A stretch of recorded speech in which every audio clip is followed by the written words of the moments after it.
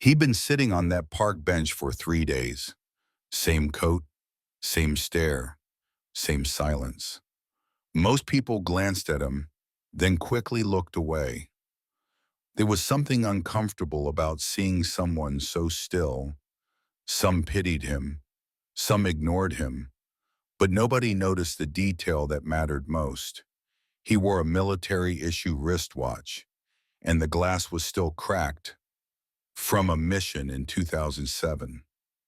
It was a crisp, gray morning in Central Park.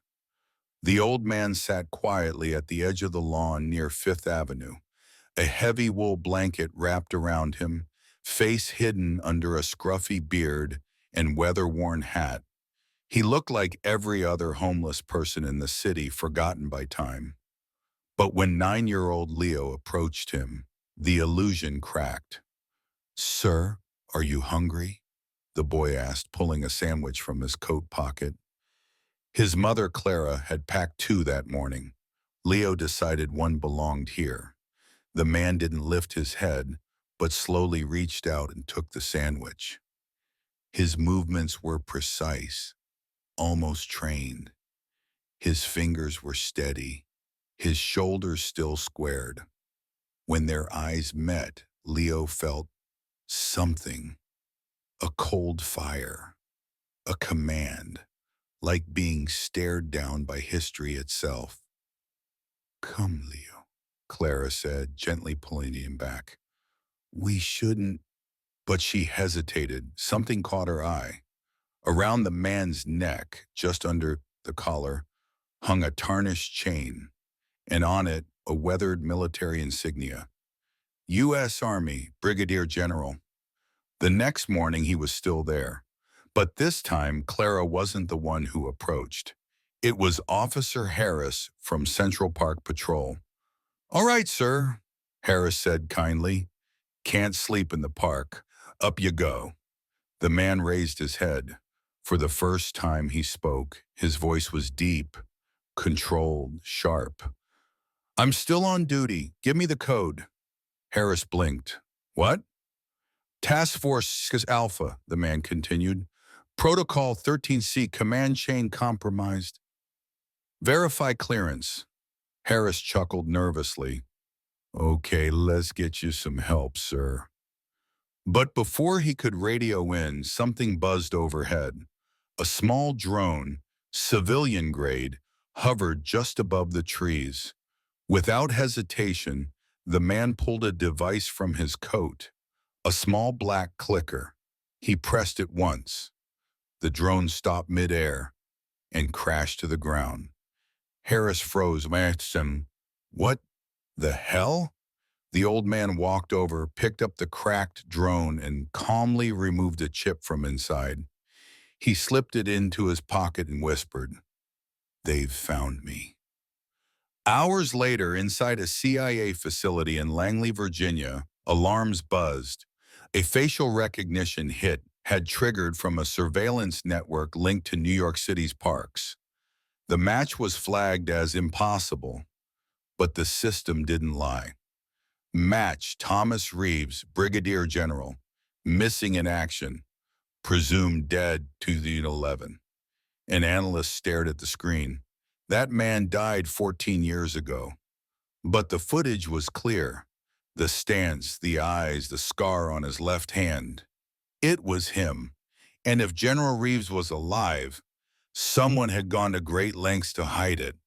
The bench was still damp from the morning rain. Mia returned earlier than usual, hoping the strange man would show up again.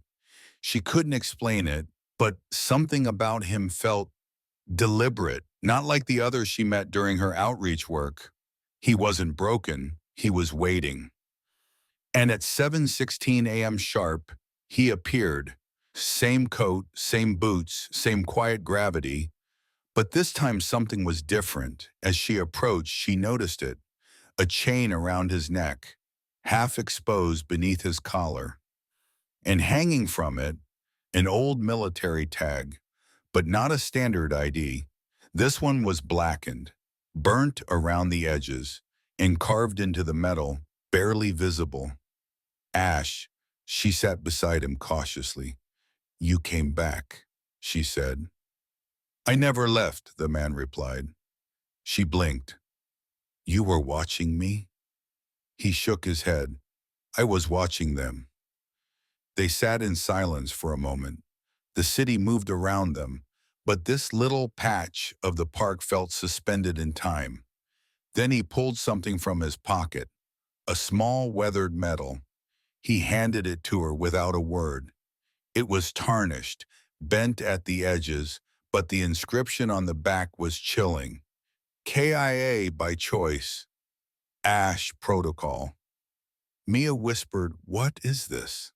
His voice was calm, measured. "It means I erased myself, officially dead. Not just from life, but from memory, from systems, from command." Her hands trembled. "Who gave that order?" He looked away. "I did, but someone made me do it." At the exact same time, 200 miles south, in a dim government facility near D.C., a security analyst watched his screen flash red. Match found. Brigadier General Thomas E. Reeves. KIA. Status 2009. Ash Protocol triggered. He stared at the facial recognition result, then replayed the park's surveillance feed. It was unmistakable. The man on the bench was alive.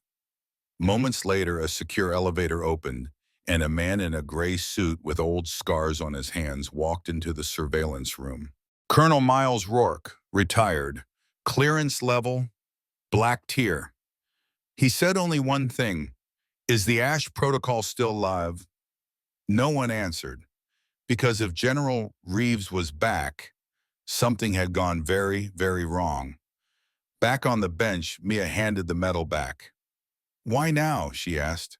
"Why come back after all this time?" The man's eyes were tired but clear. "They're moving again," he said, "and I'm the only one who knows where they buried the truth."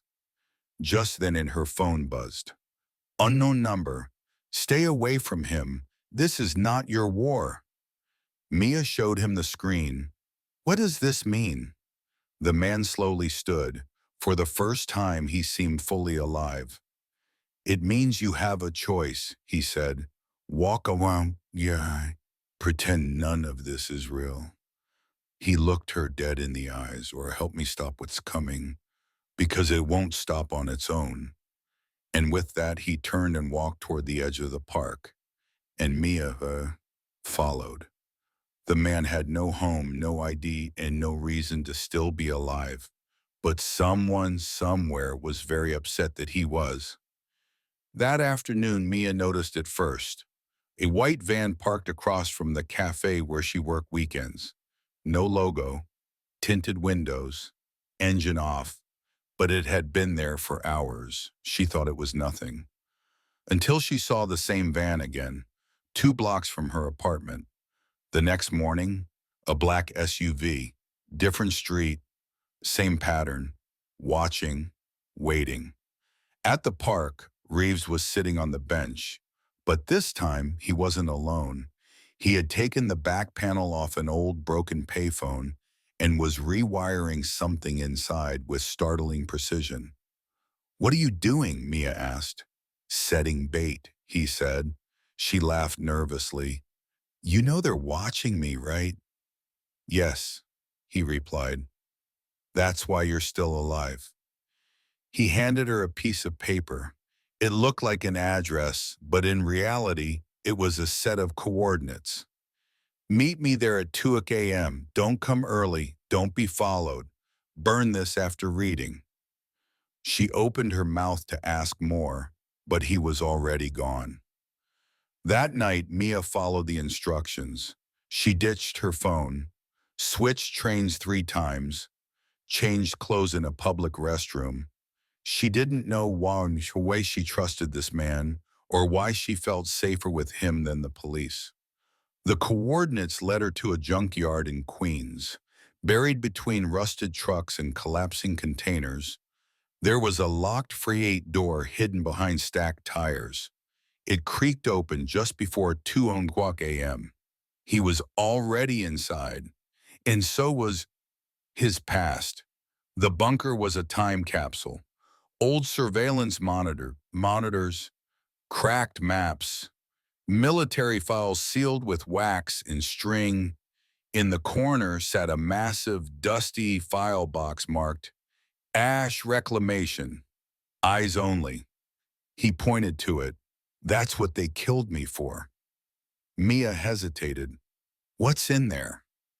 Evidence, he said, of what the program really did, of who authorized it, of the missions we never logged, and the people who never came back. He walked to a wall covered in old photographs and newspaper clippings. Red string connected names and events like a conspiracy board. Except this wasn't theory, it was record. Operation Farsight, Project Atlas, Mission Emberfall, he muttered. All buried, all classified, but they had one thing in common. He circled a name. Elias Cade. Who is he, Mia asked. A deputy director, Reeves said flatly. Officially retired, unofficially, still running cleanup. Mia felt a chill crawl up her spine. He tried to erase you. Reeves nodded, and now he's erasing everyone who ever knew I existed.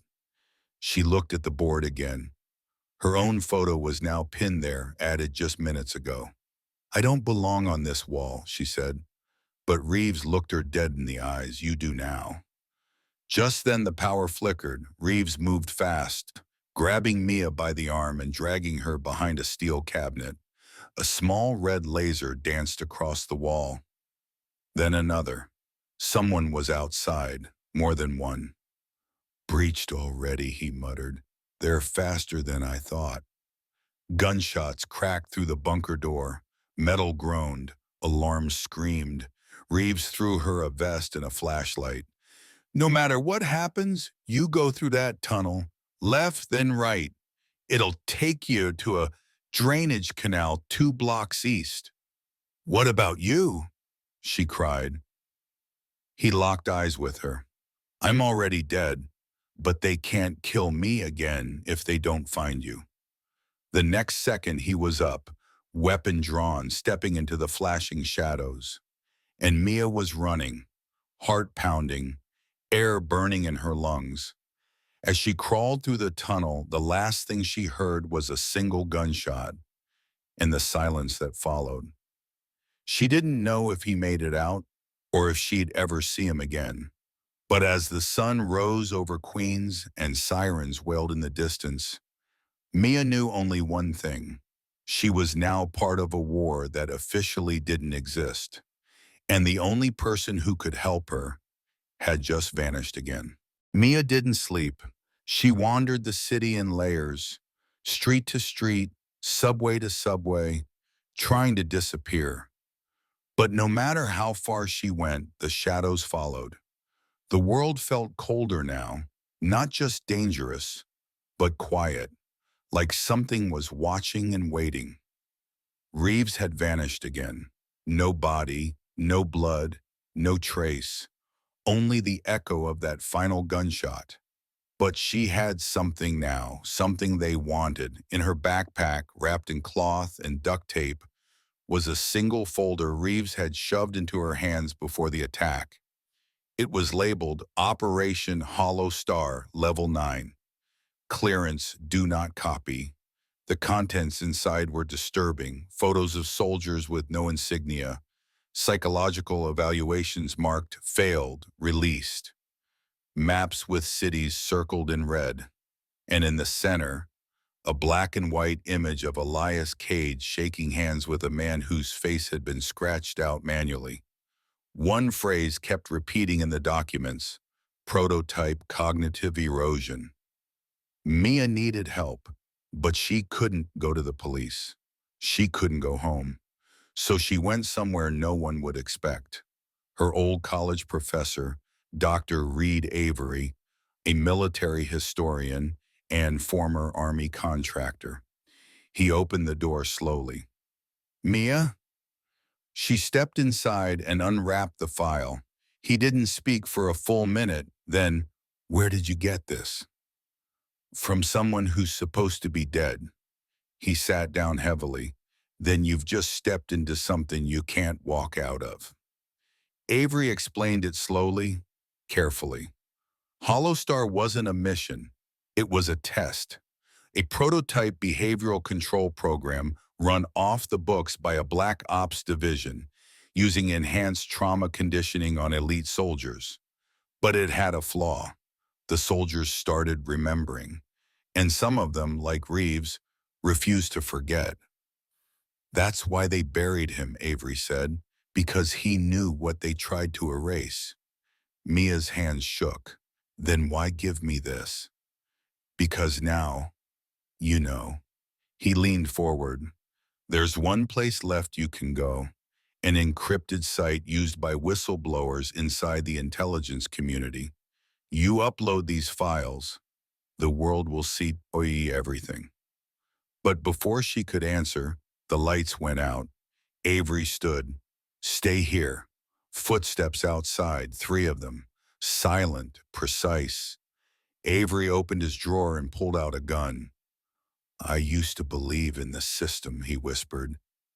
"Now I believe in survivors." The front window shattered. 2 masked men entered, firing suppressed rounds. Avery returned fire, shouting for Mia to run. She didn't hesitate this time. She burst through the back door, file in hand, into the alley, into the cold night air, and into a city where no one could be trusted.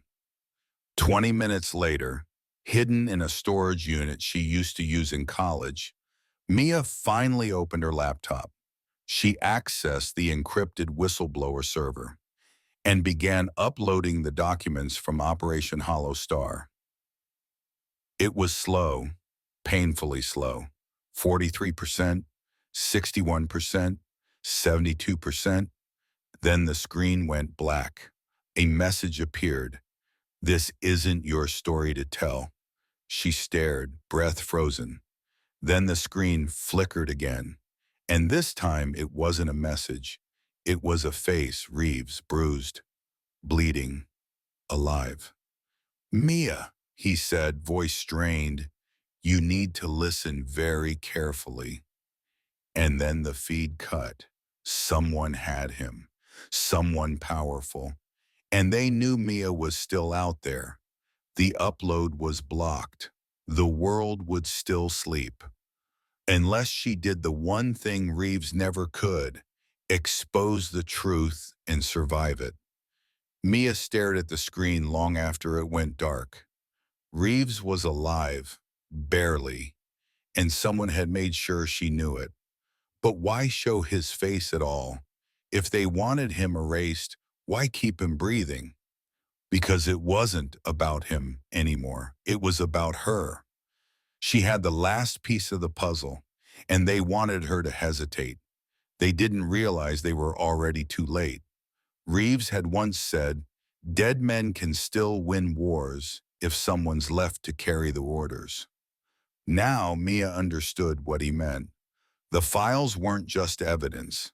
They were a trigger, an access point buried in a backup system deep within a decommissioned NSA relay station in upstate New York. One location, one upload. Untraceable. Unstoppable once activated. But getting there wouldn't be easy, and she wouldn't have help this time. At sunrise, Mia stole a delivery van and headed north. She had memorized the route. She avoided tolls, cameras, cities. The cold bit at her fingertips, but the fear was gone. Now there was only purpose. She reached the station just after dusk. It was abandoned, overgrown, no power. But inside, the emergency backup grid still glowed faintly. Thanks to one buried generator Reeves had likely rigged years ago. He had planned for this. He had always planned for this. Mia connected the drive. The terminal blinked. Identification required. She hesitated, then typed, Ash, second protocol, Thomas Reeves. The system paused. Then, match confirmed, final order active. The files uploaded automatically, not just to media, not just to leaks, but to the internal servers of the very agencies that had buried them. The truth wouldn't just be exposed, it would burn through the heart of the system. Mia backed away, chest rising and falling, unsure what would come next. Then, behind her, footsteps. She turned. Elias Cade, alive, older, but still in control. He clapped slowly. I underestimated you. Everyone does, Mia said. I was willing to let you live, Cade said. You've proven useful, resilient. But now, he didn't finish, because a sharp whistle echoed through the room, and from the shadows, bruised and bloodied, General Reeves emerged, a sidearm raised. You should have finished the job in '09, he growled. Cade turned. You can't kill me. This doesn't end with you, Tom. Reeves smiled. I know. It ends with her. And with that, he tossed Mia a flash drive. I'm done running, he said. Mia caught it, looked down. It was labeled Operation Phoenix. Cade lunged. Reeves fired. One shot, straight to the heart. The echo rang through the concrete like thunder. An hour later, emergency broadcasts across the country were interrupted, not by a hack, not by a hacker, by a former American general, thought dead, disappeared, now standing beside a young woman who had risked everything to finish what he started. Their message was simple. We were loyal, we were silent, we were erased. But the truth doesn't stay buried forever. And as Operation Hollow Star, and every secret tied to it, exploded across public networks, the world realized something chilling. Sometimes the most dangerous man in the world is the one you've already buried, and the most powerful weapon of all is someone who refuses to stay quiet.